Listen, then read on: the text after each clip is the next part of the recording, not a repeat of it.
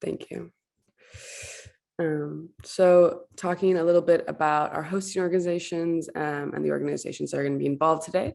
The Atlantic Council for International Cooperation is a coalition of individuals, organizations, and institutions working in the Atlantic Canada region who are committed to achieving global sustainability in a peaceful and healthy environment with social justice, human dignity, and participation for all.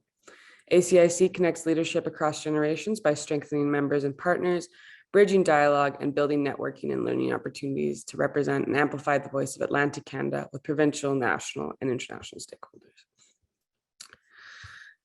And about the Coady Institute, established in 1959 by the St. Fraser Xavier University, the Coady Institute is committed to accompanying generations of global leaders skilled in application of citizen-led, asset-based, and community-driven leadership for economic and social change. It's located on the campus of St. X University in Antigonish, Nova Scotia. Coady Institute includes a network of more than 10,000 graduates in 146 countries globally. SEWA, the Self-Employed Women's Association, the incredible organization our keynote, Reema, works for, has been a partner of the Coady Institute for more than 40 years. In 1999, St. X University awarded SEWA's founder, the late Ella Bhatt, an honorary doctorate, in fact. SEWA itself is a 2.1 million strong trade union of informal workers based in India. Reema Bain joins us to speak about their work, their impact, and their goals. And she'll guide us through a discussion on actualizing women's empowerment and recognizing the power of the central and holistic role women can play in the economy. The SEWA approach is to address the needs of women as a worker as well as a woman, forming an integrated and holistic view of workers that has given birth to new and innovative ways to fight poverty and vulnerability. And so we'll explore this in our conversation today. I'll talk a little bit about Reema Bain herself. She's been working for the Self-Employed Women's Worker for SEWA since 1984 when she joined the organization, and she stayed on to be elected as its general secretary in 1999.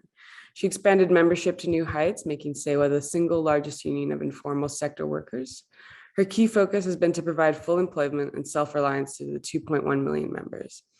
30 years of her selfless service was honored by the 4th highest civilian award in India for her distinguished contribution in the area of social services in 2013. Reema Bain oversees 4,813 self-help groups, 160 cooperatives, and 15 economic federations, totaling 2.1 million members, pan-India, including 16 states and also in 7 other South Asian countries. And she focuses on women's economic empowerment by building women-owned enterprises with all these initiatives. So thank you so much for joining us today, Reema Bain.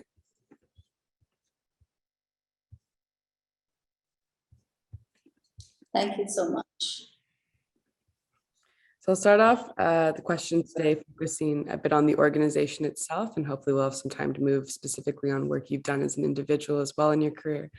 But you have been a part of SEWA for some decades now, and I imagine have witnessed considerable change and evolution in the organization. Today, it represents the single largest union of informal workers.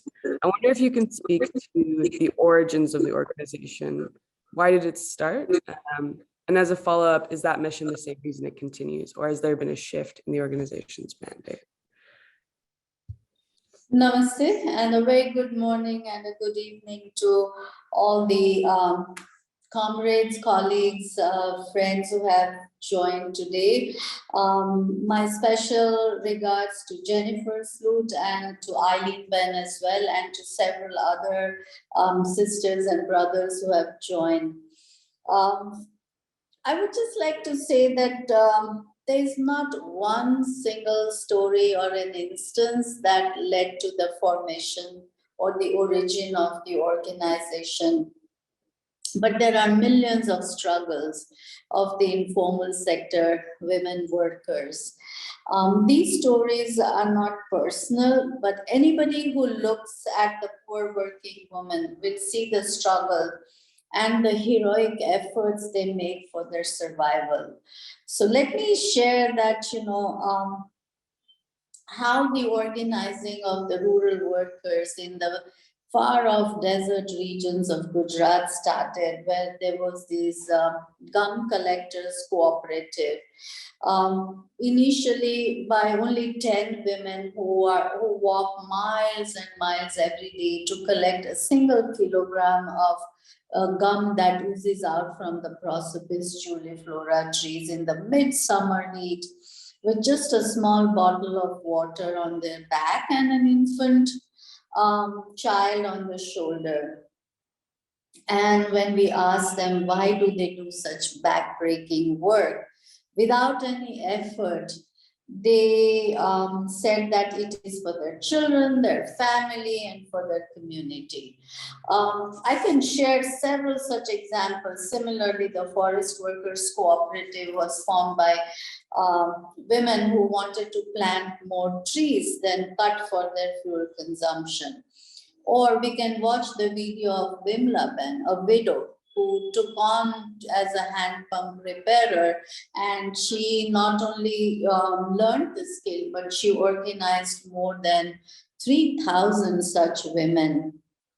It is this spirit of survival, the honest work, and the grace that has not only inspired us, but has inspired everyone who sees that. Maybe have watched the video of Vimlaben, and then I will continue further.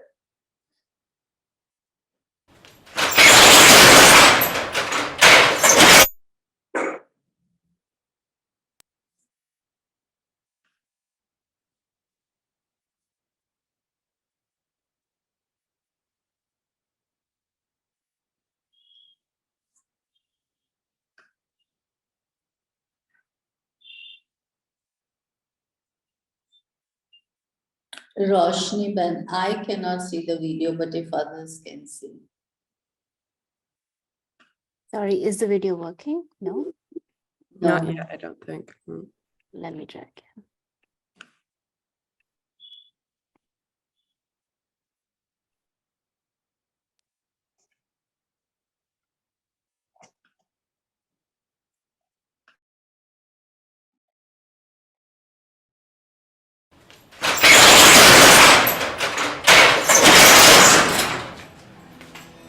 હું વિમળાબેન પરમાર. હું એક ખેતમજૂર બેન હતી. મારા ગામમાં હંમેશા પાણીની ખેંચ હતી. જો હેન્ડપંપ હોય તો બંધ હોય અથવા બગડી ગયા હોય. મનમાં એવું લાગતું હતું કે સેવાના બહેનો આવતા હતા પણ હું જોતી હતી પણ મને એવું લાગતું કે હું જુવાન વિધવા બેન છું તો મને સ્વીકારશે. સભ્ય તો હું બની પણ સેવામાંથી હેન્ડપંપ રિપેરિંગની તાલીમ પણ મને મળે. શરૂઆતમાં હેન્ડપંપ રિપેરિંગનું કામ કર્યું ત્યારે ભાઈઓ કે જે કામ પાઘડીવાળા નહીં કરી શક્યા તો આ ઘાઘડીવાળા શું કરવાના. જો હૈયામાં હામ હોય તો કોઈ કામ મુશ્કેલ જ નથી.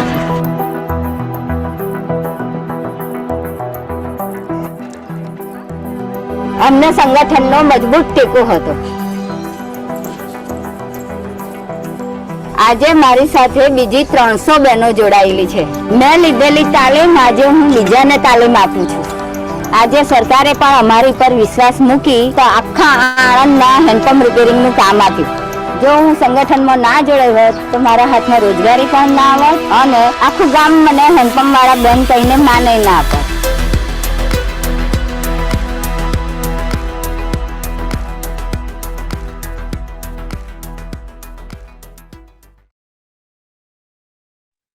So I think what we see from the story of Vimlaben that we just saw on the screen, and 93% of the workforce in our country, and also I'm sure in a lot of the neighboring countries, or for that matter in global south, is in the informal sector.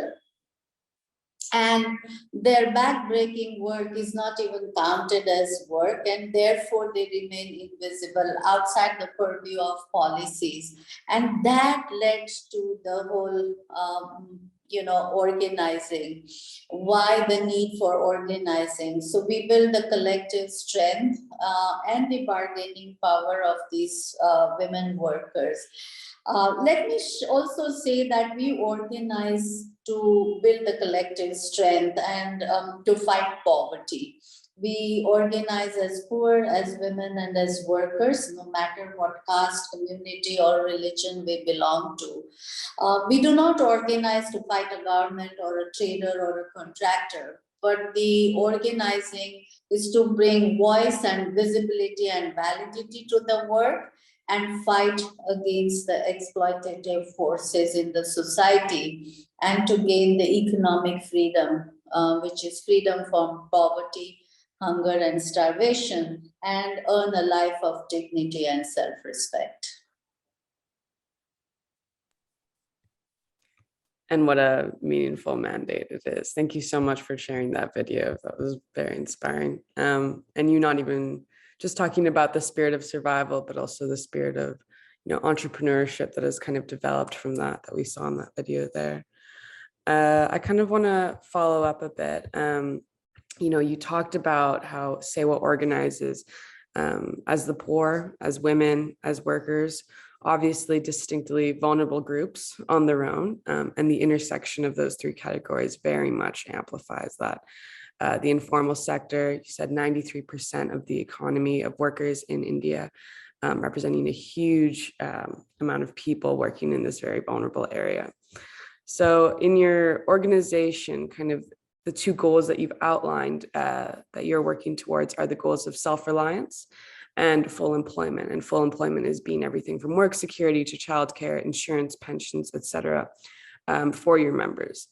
And with such an important and ambitious goal for a huge population of informal workers, I'm wondering if you can speak to the strategies that SEWA has used to improve the situation for its members. What is your approach for protecting the unprotected?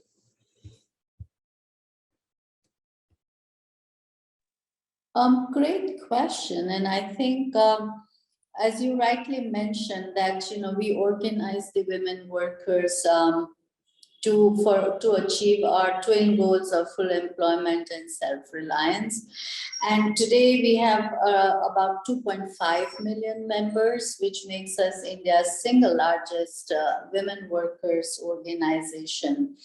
And our strategy is a joint strategy of struggle and development, of union and cooperatives or collectives. We also believe that, the women just don't remain workers or producers, but they also become the owners and managers of their own trades and enterprises. We also see that in countries like ours, there's surplus of labor and less of employment opportunities. And therefore, in order to increase their collective strength and bargaining power, one has to create alternative opportunities. But how do you also make these opportunities viable and sustainable, but also that the women are able to stand firm in the mainstream of the economy? And therefore, I think the joint strategy of union and collectives, so they may be cooperatives, they may be producer collectives, associations, federations, and where the workers not just become producers, but they are the owners and managers, and how these democratically functioning collectives help us, reach into the mainstream. So SEWA's context is part of India's freedom struggle as well, I would say. So in 1947, we as a country became free, and yet the large majority of the population could not experience the economic freedom. Majority of this population was women and workers in the informal economy. So they were neither acknowledged as full citizens or full workers in the economy. And it is for this economic freedom of these workers and women that our late founder Rita Bhatt, when she was working with the most powerful and important trade union of India, the Textile Labor Association, she saw that, unless and until the workers had an alternative, that only will enable them to have bargaining power. And this struggle for economic freedom, we call it as our second freedom. freedom from hunger and starvation, freedom which enables every woman worker to live a life of dignity and self-respect. And it continues because it is not yet achieved by these women and workers. And in order to achieve this second freedom, I think what is really very important is to work on a very holistic and an integrated approach. So organizing to build the collective strength and bargaining power, but with organizing work on asset creation. It may be in the form of small savings, access to licenses to do their trades, access to tools and equipments, as our experience shows that asset creation is the surest way to fight poverty. With asset creation, bring in capacity building, both leadership capabilities, but also managerial capabilities, and access to basic service, support services, as you were mentioning, which is healthcare, childcare, insurance, nutrition, pension, and shelter. When all these things come together simultaneously, but at the pace at which the women workers can take it, this in itself then becomes an empowering process. A woman as a worker is able to speak up, she's able to demand, and that then spearheads the whole process of economic security, and the transformation begins.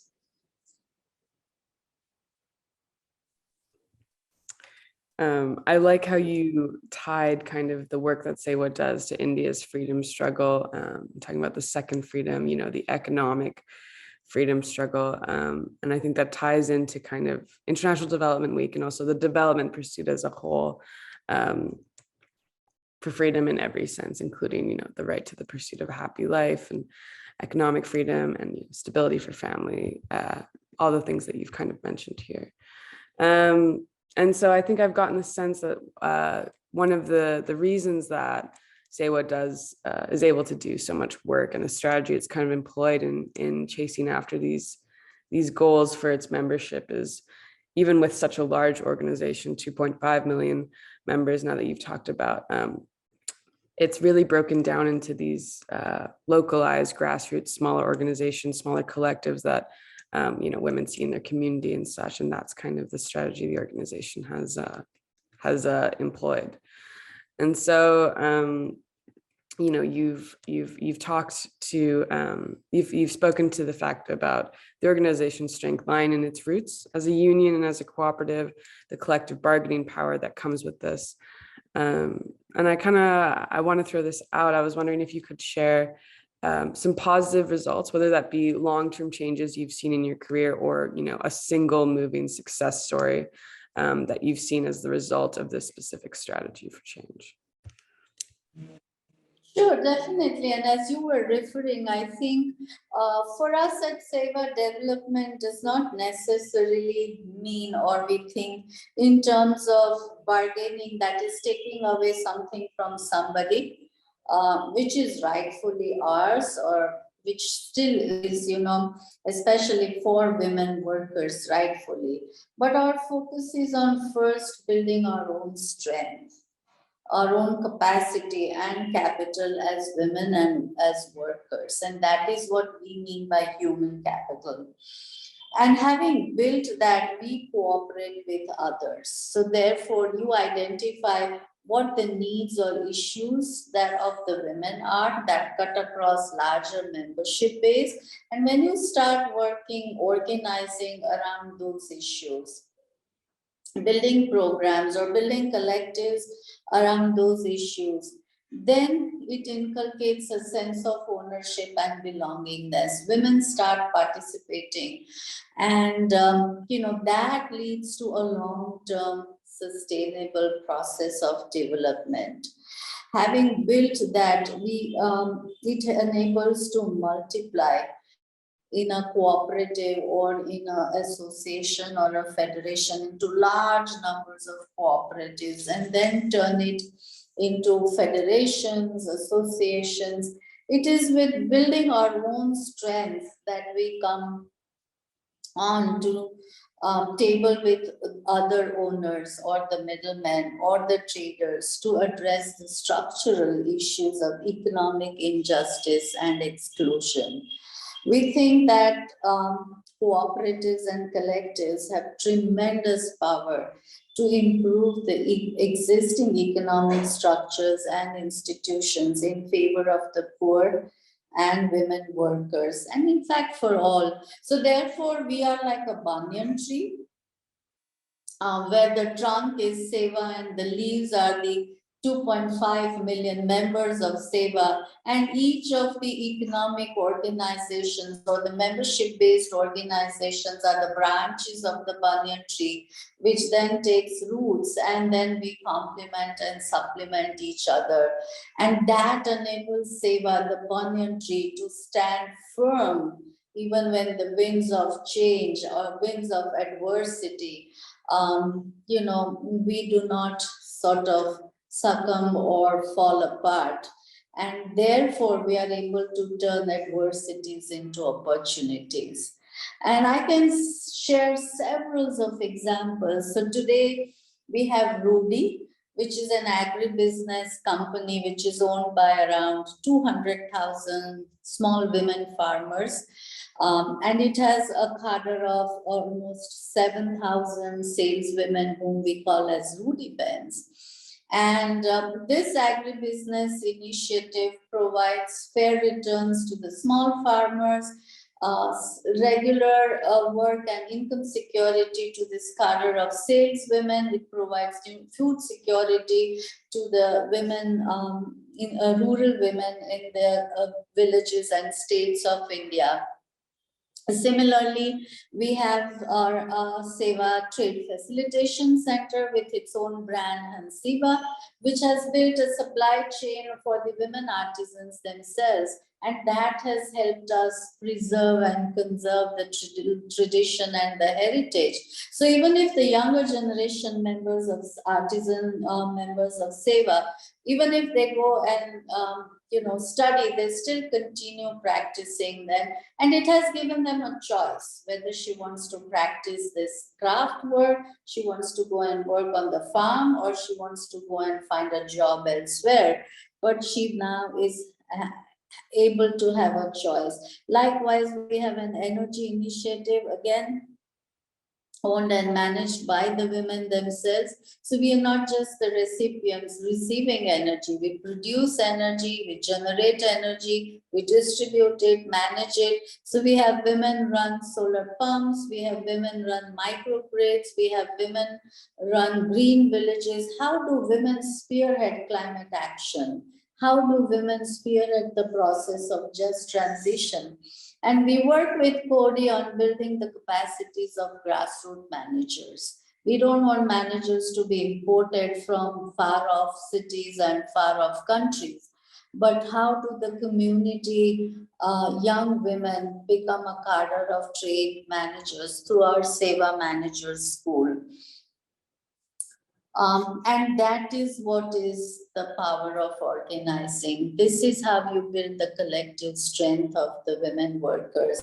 And to end, I just want to say that, when I was traveling after about 7 years with a young artisan, this was almost, about 2 decades ago, she just gave me a small piece of paper with some numbers written on it. And then I was asking her, what does this mean?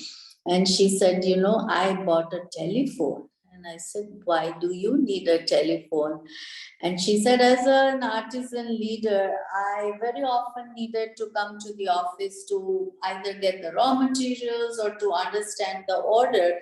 And I would be waiting at the bus station for hours. And then I would come to know that the bus has been canceled. And then I arranged for alternative transportation. And I reached the office by when the organizer whom I needed to meet had already left.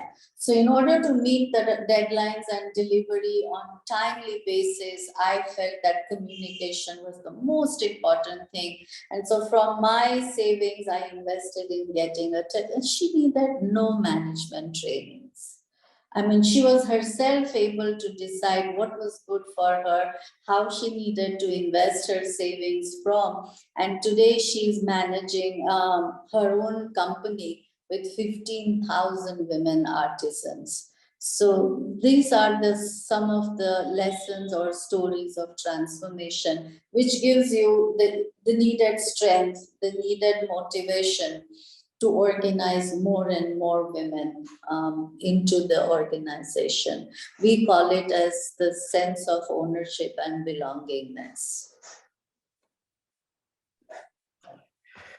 Such powerful stories. And I think it is one thing that's really impressive about the organization, about the work you do is, as you've just been speaking to, is you're not just creating recipients of programming or aid or, what we traditionally think of as development work, but creating managers, operators, businesswomen, as you've said, which is really the sustainable route out of poverty. And I hope it's what larger development projects, the industry as a whole, is shifting towards. So very, very impressive. Keeping in mind the time, I want to make sure that we have some time for Q&A from the audience. So I might start taking some questions from there, Reema Bain, if that's okay with you. And then maybe if there's time, I'll follow up. Sure. Perfectly fine. You are in charge of the session. Perfect. Okay. I'll follow what you say. Sounds good. So we have our first question. One of the participants wants to know, how have you included women with disability or gender-based violence in considerations of your organization and in work that you do? Definitely.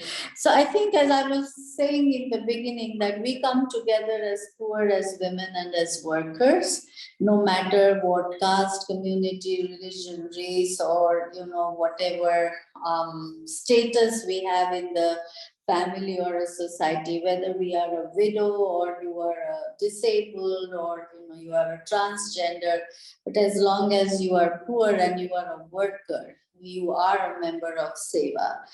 And therefore, I think we would not want to call anybody as, disabled or as a widow or, as somebody who's thrown out from the house and looked down or discriminated. Everybody is a sister at SEWA. Everybody is a worker at SEWA, and we all are the same in the organization.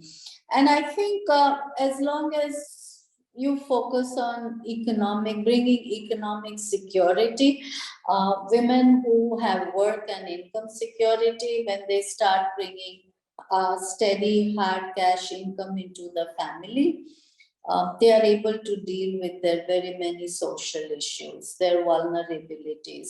And that's how we also overcome the violence that women are subjected to, because now she knows that she's no longer alone, but she has thousands and thousands of women by her side, and that is made known, and that also is known by her family.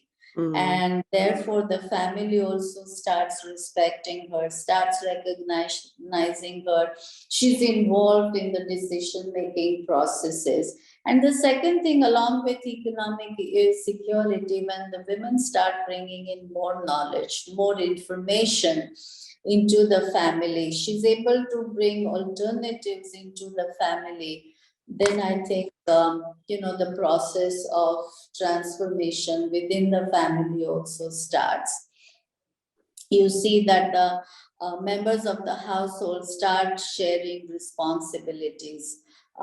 You can see that in a meeting, then women are sitting in a meeting or a training and the men are serving tea, or the women have to go out to attend trainings and the men in the household start sharing the household chores and the responsibilities of their, but this is a process. It does not happen, overnight. And there our experience has shown that one needs to invest in that process. Mm-hmm. There is no shortcut to that process of organizing and bringing economic security at the household level. Absolutely. We actually have a question that I think follows up really nicely with what you've just been talking to about women bringing, becoming economic powerhouses within the family. And this question is kind of speaking to the family dynamic itself. It says financially empowered women are able to have a choice and make their own decisions. Does this threaten the cultural patriarchal norms and create bottlenecks/hurdles for the mission of SEWA? And how does the organization manage that kind of cultural resistance? I'd love to hear what you think about that.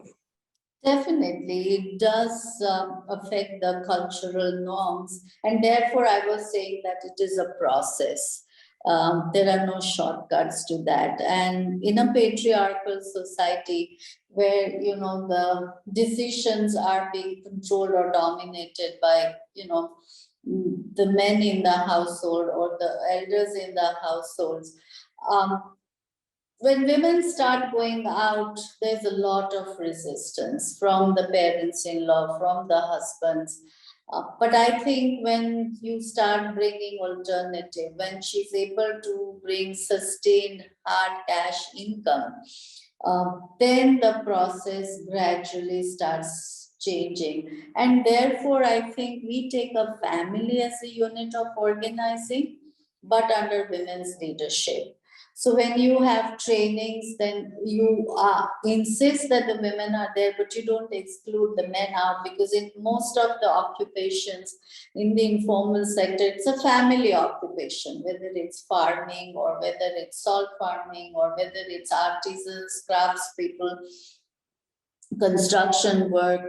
But I think when it comes to giving income in the hands of the women, when she has her own savings account, when you bring a license in the name of a woman, then the process starts changing. She's a joint owner of the assets which are created. And I think it takes at least about a couple of years. And then it takes, the organizing takes roots, and then it takes about 3 to 5 years for the economic organization to become strong, and about 7 to 10 years for that economic organization to be both financially self-sustaining as well as in leadership abilities as well. So that's the process our experience has brought out. For sure. And by no means is that process unique just India or anywhere, but something where I think we're seen all over the world in terms of kind of the cultural resistance to women's increased economic participation everywhere, right? We have a couple questions about kind of the financial aspect of SEWA that I want to tie together with a question of my own that I'd love to hear your thoughts on. So we have questions about how has SEWA been able to access finances for its programming? Is it government sponsored? We have a question about, how do you mobilize financial resources to implement your activities? What challenges do you find in that? And one question that I had is about a recent development within the organization. For those who don't know, the former US Secretary of State, Hillary Clinton, announced a $50 million global climate resilience fund for women in partnership with SEWA and other organizations. And the fund is meant to help tackle specifically the additional challenge to women workers in the informal sector, the outcomes of climate change, like hotter temperatures create. And so I'm hoping, a couple questions, I suppose. I'm hoping, you can sort of speak to how SEWA funds its activities generally, if it's just funds like that or other means, is it government sponsored? And then second of all, I'd love to know what your hope is specifically for the Global Climate Resilience Fund and the activities your organization is going to do with it.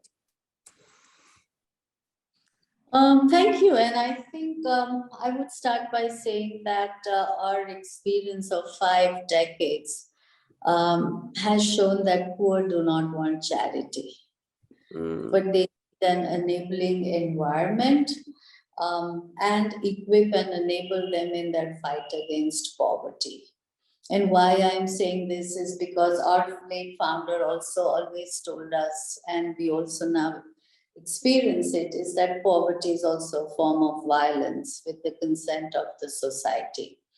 And therefore, when we never give anything which is free, the second principle we have is that we do believe in political action, but we refrain from electoral politics. So we do believe in working with the government because it is the people's government, but we do not align with a political party.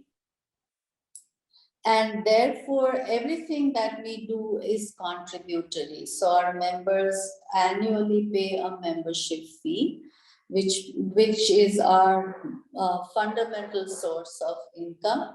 But for any service that the members get, be it the training, be it the insurance, be it the pension, be it, any other form of social protection, or be it fighting a legal case for them, she has to pay for it. Either in kind or the full payment. If she's not able to pay, she's unable to get a loan at an affordable rate of interest. So to give you an example, when we wanted the women, the salt pan workers, the poorest of the poor in the community, who almost live a life of a bonded labor. And the reason for their such vulnerable situation was that they were exploited by money lenders year after year. And the reason was that they had to run diesel engines for 24 hours for almost 3 to 4 months. And when we wanted them to transition from a diesel pump to a solar pump, which was, 10 times more the investment, how would a bonded laborer afford to do that? But we linked them up with the nationalized banks and made the banks give them loan, and then linked them up with carbon credits. So the savings from the diesel oil and the carbon credits enabled these women to repay back their loans. And I'm very happy to share with you that there was 100% repayment. And now these women own their own green assets. And, they now have had savings, 30 to 40,000 rupees. So therefore, that is what I meant by saying everything has to be contributory. Then only a sense of ownership comes. Nothing is free at SEWA, even if they come for trainings. Either you pay for the transportation or you pay for your food, so you bring your own food. So she is aware, and that makes their participation much more serious and meaningful. She values that participation. That does not mean that we don't take any funds from the government or from other donors. For anything that we have to pilot, or there are programs where you need to invest in the beginning, we either link with the government programs or we seek donor funding. So our funds are from the membership fee, from the service fees that the members pay. That covers almost 60% of our funds or the budget, and the rest comes from the government funds or from the resources. So that's how our, and all the economic organizations, as I said earlier, have to become self-sustaining in 7 to 10 years' time. If they do not, we really take a very critical hard look and then restructure or close them down. Understood. I guess a quick follow-up in terms of, I'm honestly. Oh, I'm sorry, I didn't answer your global resilience fund. In quick 2 minutes, I think 40% of SEWA's membership today, out of the 2.5 million, are young women who are members of SEWA, and their aspirations are very different. Also, majority of our members, or all of our members, suffer because of climate shocks as well. And unless and until the livelihoods are stabilized, no social protection becomes effective for these women. and they cannot move themselves up into the mainstream of the market. And therefore, SEWA, when we were celebrating our 50 years with our late founder, Ila Bhatt, we also planned for the next 50 years. What is it that the younger members of SEWA would do? And we resolved to work on building cleaner skies. So we have to launch that campaign. Also, how do women play a leading role in climate action? And that's where they need access to affordable financing. And that's where we had proposed setting up a global climate resilience fund for women. And I'm very glad to say that we announced it just 2 days back. Hopefully that will help women, not just women and who are in the informal sector, not just in India, but in South Asia, but in the whole global South, to build their resilience against floods and cyclones and hurricanes. We just saw the terrible, terrible earthquake in Turkey and Syria, and the pandemic, which we have still not overcome. So how do you build resilience of the poor, women and workers? And that's where this fund will be very, very crucial. Very interesting. I think we have another 4 to 5 minutes or so before we're going to close. So I wanted to do one follow-up, and then maybe if we have time, I'll pull another question from our audience. But I'm very impressed and quite blown away that funding, a major funding source for, if not the primary one for SEWA, is from the actual membership itself. That is such a self-sustaining model. But I wanted to ask if that poses, and you're saying that members, people involved, these women are paying into the services. That's part of the whole ownership of their work, becoming managers. That's part of the process.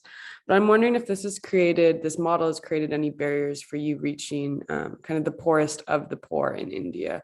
If there is this, small but present kind of pay-in fee, there's a membership fee, or you need to make your way to the training that might be free, but you need to pay for the transport or the food while you're there. Has there been any barriers that you've seen that you're unable to kind of reach the very poorest informal work sector in India? I'm glad you asked that question, but we also use technology to track and see that how the renewal rate is. And with the 2.5 million members, how do you keep track that who is renewing their membership year after year, or who are you losing out? If you're losing out, why are you losing out? So since last almost 6 years, we have an application where you are able to do a real-time tracking of your members in terms of their income, their employment, their access to healthcare, childcare, nutrition, and our renewal rate so far has been almost 98%. And the 2% members who do not get renewed, we really go into the depth of it as to why they do not want to continue their membership. And the major reason that has come out is the death of the member. And therefore we go into further details as to, did she die a natural death, or was there some reason for losing out those members? And wherever we found that there were certain reasons, maybe she was working in the tobacco fields and factories, and that was one of the reasons, or malnutrition was a reason, we initiate those kind of programs. And that's how I think we ensure that the poorest of the poor are not left out. And the lesson that I have learned is that it is possible to bring women workers together into a union, into a cooperative, and let them improve their own lives. And she will then bring in the others who really need. So therefore at SEWA, we always say that a true leader who is the one who puts others first and not herself. So if I'm a leader at SEWA, if I like to be called a grassroots leader, I would think of my other members or other sisters in the villages and not of myself. So that selfless service, that's the biggest characteristic that we see or we ensure in a leader. And therefore, she works on improving the lives of people around them and not her own life or her own family's life. And so, community comes first. Service of the poor women in the community comes first. And the lesson is that we are all related to each other. And a cooperative or a union is one terrific way of relating to each other. And that web of relation is called Anubandh, the correlation by Elaben. And that is something SEWA has pursued and we propose to pursue for the next 50 years also. That reminds me of kind of that quote on leadership, where it's the function of leadership is not to create more followers, but to create more leaders. And that sounds like the model you're very much embracing. I think we have time for maybe one more quick question, if you just want to take a minute or two on this, if you can think of anything. One of our audience members asked, what are some of the challenges SEWA face in their day-to-day activities? One of the questions I had was, I don't know if you want to kind of merge these two, but what do you see as, membership continues to grow? Clearly there's a lot of momentum with the organization. What do you see as kind of the biggest challenge that your organization is facing for its upcoming work for, as you said, maybe the next 50 years that you're thinking about? There are challenges and there are obstacles also, but we call them as our constructive struggle. So we don't give up, but we analyze, we review, and then keep pursuing and keep going. And as I said, turn every adversity into an opportunity. But I think there are three biggest challenges I see. And the first and the foremost is the mindset of the growing middle class in our country. For them, poverty is an issue of the poor and not of the whole country or not of all the citizens. And therefore, again, I say that, as our founder said, poverty is a form of violence with the consent of the society, which is very, very unfortunate. The second major challenge I see is climate change. It is compounding the vulnerabilities of the poor and of the women. And the third is the pace of capacity building. The economy and the world is changing so rapidly, and how do you keep pace with that changing pace of capacity building with the changes that are happening? But we are also very optimistic with the entire Building Cleaner Skies campaign, and therefore I feel that digital technology and data are going to be our future tools of increasing the bargaining power of our members. Incredible. That line, poverty is a form of violence with the consent of society. I've written that down. What a way to sum it up. I think with that, we're about at time. I just want to thank you so much, Reema Bain. But I want to end with a positive note. So if you give me half a minute, I would just want to say what our members always say is that Ame par karishu, ame par karishu, ame par karishu ek din. અંતરમાં અમને છે વિશ્વાસ અમે પાર કરીશું એક દિન.